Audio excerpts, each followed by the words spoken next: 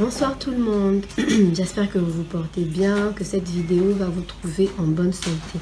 Nous allons aborder le deuxième sous-thème qui est le processus d'acceptation.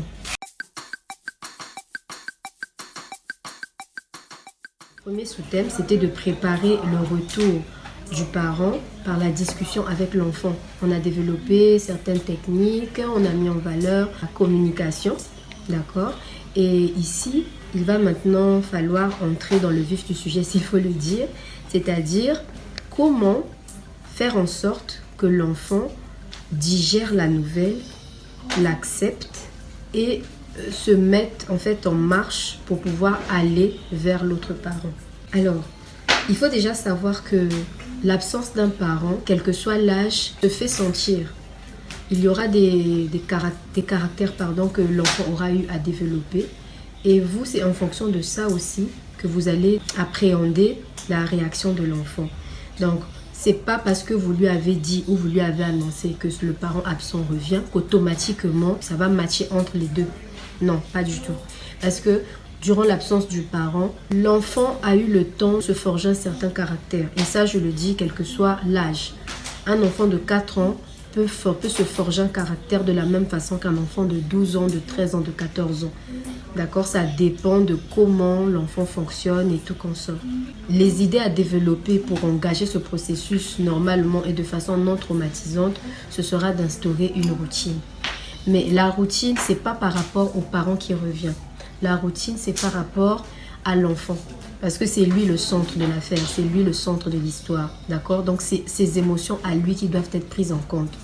Tant que l'enfant ne démontre pas ouvertement, par exemple, qu'il est prêt à communiquer seul à seul ou qu'il est prêt à passer du temps seul à seul avec le parent absent, le parent qui était en charge doit à son tour effectuer ce pont-là entre le parent absent et l'enfant.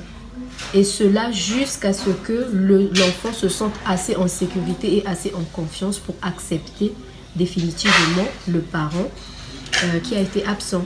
Et je tiens aussi à signaler que ça ne va pas se faire immédiatement. C'est un processus qui prend du temps parce que tous les enfants ne sont pas pareils. Certes, il y a des bases qui sont similaires, mais selon le caractère de chaque enfant, ça va prendre le temps que ça va prendre. Mais il faudra souligner que chaque enfant a sa façon de fonctionner. D'accord? Un enfant, par exemple, qui ne parle pas beaucoup, on ne va pas le laisser comme ça. Écoute, c'est ton papa ou c'est ta maman. Aujourd'hui, par exemple, vous allez sortir ensemble. Il a décidé. Non, tout, c'est l'enfant d'abord.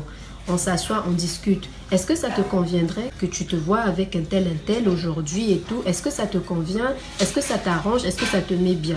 Ce sont des questions comme ça qu'il faut poser. Si l'enfant dit qu'il n'est pas prêt, vous pouvez proposer d'être là dans un premier temps. Et il faut faire comprendre aux parents absents que ce n'est pas lui la priorité, c'est l'enfant la priorité. Donc, quelle que soit la pression avec laquelle il revient, vous, le parent qui êtes resté en marge, entre guillemets, vous allez devoir avoir cette fermeté de dire à l'autre que non, il s'agit de l'enfant, c'est au rythme de l'enfant. Donc, si l'enfant veut que vous, le parent qui avez toujours été présent, soyez là, vous devrez être là. Jusqu'à ce que l'enfant se sente en sécurité et jusqu'à ce que vous-même, vous sentiez que là, il y a stabilité. Il va falloir instaurer des jours, des heures, des moments. Si ça doit d'abord passer par des appels téléphoniques, si ça doit passer par des visites assistées et pour qu'ensuite donner à l'enfant le temps d'accepter le parent en question. Donc, je veux juste faire un résumé. Il est important de prendre en compte les émotions de l'enfant une fois de plus. Et vous allez remarquer que pendant que nous allons développer ensemble ces sous-thèmes, nous allons mettre l'accent sur l'importance de l'émotion, des émotions de l'enfant. Parce que les émotions, même nous en tant qu'adultes, c'est pas facile de canaliser ces émotions.